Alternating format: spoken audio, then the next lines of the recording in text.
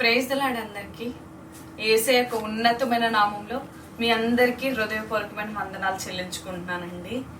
ఈరోజు మీ ముందు ఒక గొప్ప ప్రవక్తను ఉంచాలని ఆశపడుతున్నాను. ఆయన ఎవరంటే మీకా గారు.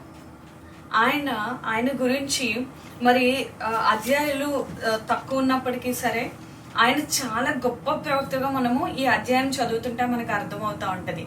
ఈయన ఏషియాకి ఈక్వల్గా, హోషేయాకి ఈక్వల్గా కూడా మనం చెప్పుకోవచ్చు.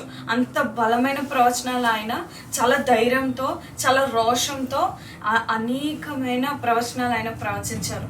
అవి నెరవేర్పు కూడా మనం చూస్తాం. ఇక్కడ ఇంకా అనేకమైన ప్రవచనాలు నెరవేర్చవలసి ఉంది కూడా. అయితే ఆయన గురించి కొంచెం ఇంట్రడక్షన్ ఇచ్చి, నేను ఈ అధ్యయనం గురించి ఇంకొంచెం ఇంట్రడక్షన్ ఇచ్చి నేను చెప్పాలనుకున్న వాక్యం నేను చెప్పాలని నేను ఎంతగానో ఆశపడుతున్నాను. అయితే ఈ మీకా గారు ఆయన వృత్తి ఏంటో దాని గురించి ఇవ్వలేదు, కానీ అసలు ఆయన ఎలా ప్రేరేపించబడ్డారంటే, నినేవే పట్టణానికి అసలు యేసు అంటే ఎవరో తెలియదు అనమాట. అప్పుడు ఆ పట్టణము చాలా నాశనం అయిపోతూ ఉంటది. ఆ రాజులు పరిపాలన సరిగా లేకపోవడం వల్ల ప్రజలందరూ తప్పుదోవ పట్టిన వారే ఉండేటప్పుడు ఆ పట్టణం చాలా పెద్ద పట్టణం అనమాట. చాలా డెవలప్ చెందిన ఒక సిటీగా మనం చెప్పచ్చు నినేవే పట్టణాన్ని.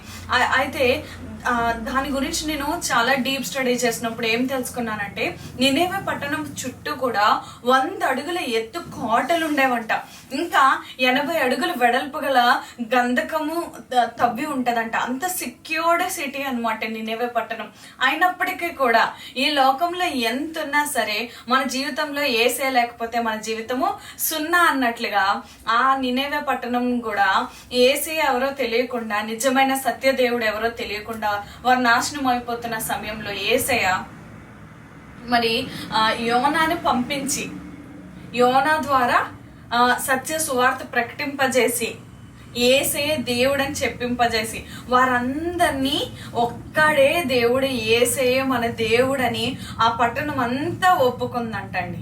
వారు చేస్తున్న పాపాలన్నీ విడిచిపెట్టి మారు మనసు పొందిన తర్వాత అసలు యోనాకి ఏం చెప్పారంటే, యేసయ్య నేను ఒక శ్రమ వారి మీదకి పంపించబోతున్నానని చెప్పమండానికి పంపిస్తే వారందరూ యేసయ్యను అంగీకరించి ప్రార్థించగానే ఆ శ్రమ నుంచి దేవుడు తప్పించినట్లుగా మనం యోనా గ్రంథం చదివినప్పుడు చూస్తాం. అది నినేవే పట్టణం. ఆ క్షమాపణ, ఆ మార్పు అనేది తాత్కాలికంగా ఉండిపోయిందంట. మన జీవితాల్లో కూడా చాలా సార్లు మనం చేసిన పాపాల్ని తాత్కాలికంగా ఒప్పుకుంటాం అనమాట. కొన్నిసార్లు మరలా పాపం చేయడానికి చాలా ఛాన్సెస్ ఎక్కువగా ఉంటాయి. అలాగే నినేవే పట్టణం కూడా ఆ యోనా వచ్చినప్పుడు అందరూ మారు మనసు పొందారు, దేవుణ్ణి అంగీకరించారు, అలాగే నడవడం స్టార్ట్ చేశారు. కానీ ఒక 100 సంవత్సరాల తర్వాత మరలా చూసినట్లయితే మరలా రాజులు ప్రతిమలు కట్టడము, బలి అర్పించడము, దుర్గాలు కట్టడము, ఈ లోకానుసారమైన దేవతలకి పూజించడం అవి మళ్ళా స్టార్ట్ చేశారనమాట.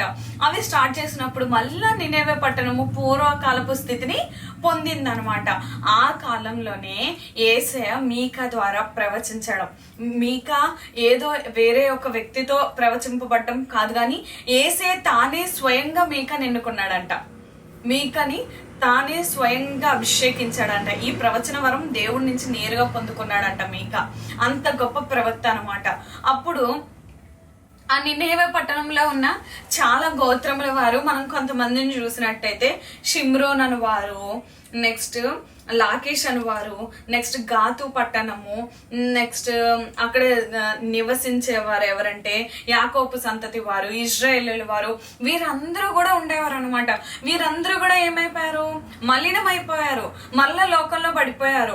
దేవుడే నిజ దేవుడిగా తెలుసుకున్న వీళ్ళందరూ మరలా అన్య దేవతలను పూజించడం స్టార్ట్ చేశారు, బలి అర్పించడం స్టార్ట్ చేశారు. రాజుల ఏలుబడి కూడా పాపంతో నిండి పడిపోయింది. క్రైస్తవులు కూడా అందరూ మరలా ఈ లోకంలో పడిపోవడం స్టార్ట్ అయింది. అప్పుడు వారిని గురించి దుఃఖించేవాడే మీకా. ఈ మీకా అంట వారు చేసే అన్యాయాలను తట్టుకోలేకపోయాడంట.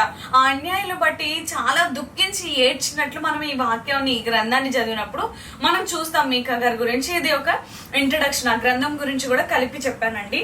అయితే ఇప్పుడు దేవుడు ఆ మీకా ద్వారా ప్రవచిస్తున్న ఒక గొప్ప ప్రవచనాన్ని నేను ఎంతో ఇన్స్పైర్ అయ్యానో అది మీ మధ్య ఉంచాలని నేను ఎంతగానో ఆశపడతాను. మరి దానిలోనికి వెళ్తే మీకా గ్రంథము 2వ అధ్యాయము 12వ వచనం మనం చూసినట్లయితే, యాకోబు సంతతి తప్పక నేను మిమ్మల్ని అందరినీ పోగు చేయుదును, ఇజ్రాయిలీలతో శేషించిన వారిని తప్పక సమకూర్చుదును.